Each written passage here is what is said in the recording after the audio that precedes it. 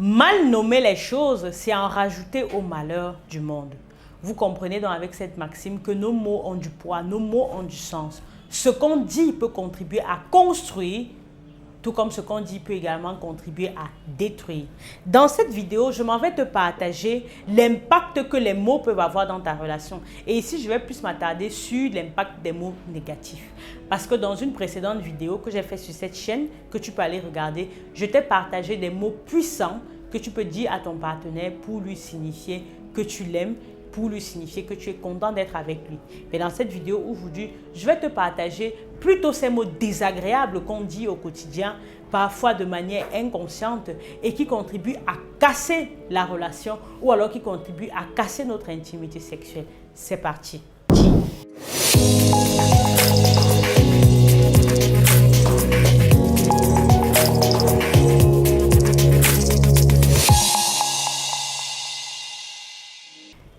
Hello, bienvenue à toi sur ma chaîne YouTube S'expliquer. Je suis Linda Takou, sexologue et sage-femme. Ici, je te parle de naissance, de parentalité et de sexualité parce que ce sont des sujets importants pour notre société. Si cette aventure t'intéresse, je t'invite à t'abonner à cette chaîne en cliquant sur la cloche de notification et à télécharger gratuitement le petit e-book que j'ai écrit pour toi et qui s'intitule 5 clés pour entretenir le désir avec ardeur. C'est un petit e-book qui se lit rapidement et qui va te donner des clés et des outils simples pour toi aussi à entretenir le désir dans ta relation. Comme je te disais en début de cette vidéo, nos mots ont du poids. Je tiens vraiment à faire cette vidéo parce que j'entends trop souvent des couples qui se gâtent tout simplement parce qu'ils sont frustrés, tout simplement parce qu'ils ne sont pas reconnus, tout simplement parce que l'attention qu'ils attendent ne leur sont pas données. Au contraire, ce sont des mots plutôt péjoratifs. Et donc, je vais donc te partager ces mots-là. Le premier type de mots ou de phrase qui va contribuer à casser ta relation, ce sont les mots de plainte. Les plaintes, c'est quoi? C'est « tu n'as jamais fait ceci, tu n'as jamais fait cela, tu ne m'écoutes pas. Tu ne veux pas ci, tu ne. Sachez qu'à chaque fois que vous allez dire à quelqu'un tu es en train de le tuer, tu es en train de le pointer. Et donc, naturellement, les personnes vont se mettre en mode protection, en mode défense. Et ça va plus créer le conflit et la tension qu'autre chose. Oui, le fait d'être tout le temps dans la plainte, vous ne reconnaissez pas déjà ce que votre partenaire fait. Donc, quand vous vous plaignez, avant de vous plaindre, attardez-vous d'abord pour reconnaître ce que l'autre a fait, avant de dire ce qu'il n'a pas fait. Et quand vous êtes tout le temps dans la plainte, vous produisez énormément d'énergie négative, déjà pour vous, mais aussi pour les personnes qui sont autour de vous. Et quand vous êtes tout le temps dans la plainte, même le jour où vous vous plaignez avec raison, on va moins vous écouter parce qu'on est habitué, parce qu'on vous a catalogué comme quelqu'un qui se plaint. Donc, évitez au maximum les mots de plainte. Au lieu de vous plaindre, proposez plutôt des choses à améliorer. Commencez à améliorer ce que vous voulez, qu'on change. Et avant de vous plaindre, commencez déjà par reconnaître ce qui est fait, même si c'est un peu, et vous allez voir que ça va totalement changer dans votre intimité. Le deuxième type de mots qu'il ne faut pas dire, ou alors qu'il faut diminuer drastiquement quand vous êtes en couple, quand vous êtes avec les personnes qui vous sont chères, ce sont les mots d'accusation.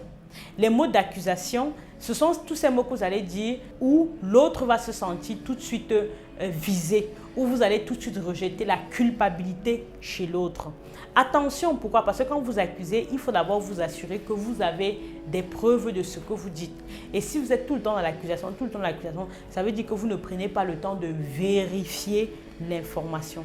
Donc, si vous accusez par exemple votre partenaire d'être infidèle, de vous avoir trompé, d'avoir fait ci, d'avoir fait ça, la personne, s'il ne l'a pas fait, peut se sentir blessée et peut se sentir heurtée. Et ça peut même être le motif pour lequel il commet ce pourquoi est-ce que vous l'avez accusé. Donc, si vous voulez avoir une relation de qualité, évitez d'accuser. Prenez le temps de vérifier l'information avant de parler rapidement, avant d'accuser votre partenaire de quoi que ce soit. Donc, vraiment, faites attention à ce que vous dites. Les troisième types de mots qui vont gâter votre relation, qui vont gâter votre intimité, ce sont les mots de regret.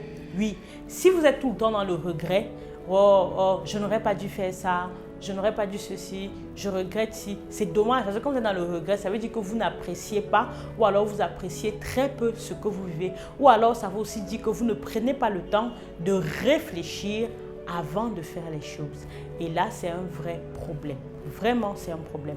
Donc, si vous voulez changer ça, je vous invite vraiment, messieurs, mesdames, à prendre le temps de bien faire les choses en amont, de vous préparer, de vous questionner avant de faire les choses pour ne pas être dans le regret. Parce qu'une fois que les choses sont faites, elles sont faites. Regretter n'y changera rien. Si vous passez tout le temps à dire à votre partenaire que vous regrettez d'être avec lui, que vous regrettez telle ou telle situation que vous avez vécue ensemble, ça ne l'encourage pas et ça ne lui donne pas l'énergie pour avancer.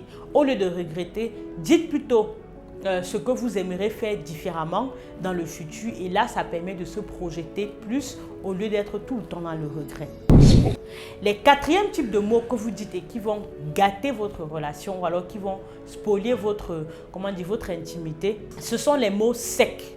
Par exemple, quand on vous pose une question et que vous répondez tout simplement par un non, ou alors quand vous ne donnez jamais votre appréciation avec le cœur, vous êtes plutôt sec ou froid dans vos mots, ça ne va pas également contribuer à arranger votre relation. Je vous exhorte plutôt dans votre intimité sexuelle de prendre le temps d'expliquer avec le cœur ce que vous avez vécu et comment est-ce que vous avez ressenti les choses, peut-être ressenti ce que vous avez vécu avec votre partenaire, par exemple dans le cadre d'un rapport sexuel, au lieu de répondre sèchement ou alors au lieu de répondre froidement. Ce sont des mots qui vont plutôt bloquer votre partenaire, qui vont plus le frustrer qu'autre chose.